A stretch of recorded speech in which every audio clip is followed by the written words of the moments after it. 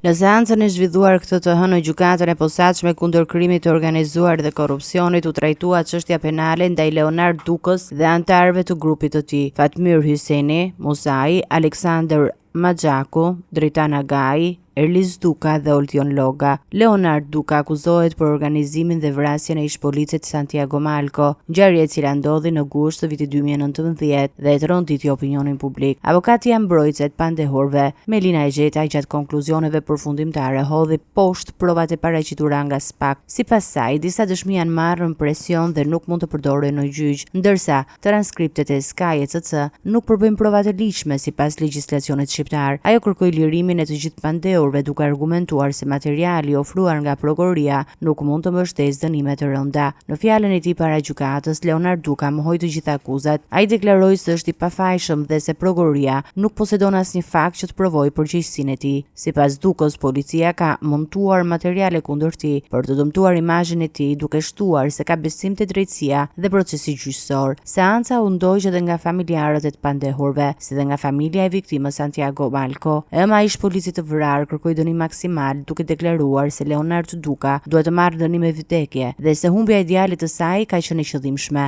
Mos sodhi Erliz Dukën dhe Ilir Selmanin dhe më tha se s'kam gjë me Santin, por doli dhe më vrau djalin në mes të rrugës, u shpreh ajo me lot në sy. Gjyqi pritet të përmbyllet në datat në vijim, ndërsa vendimi i gjykatës përfundimtare pritet të shpallë së shpejti, duke vendosur fatin e Leonard Dukës dhe pjesëtarëve të grupit të tij në një nga çështjet më të ndjekura nga opinioni publik në vend.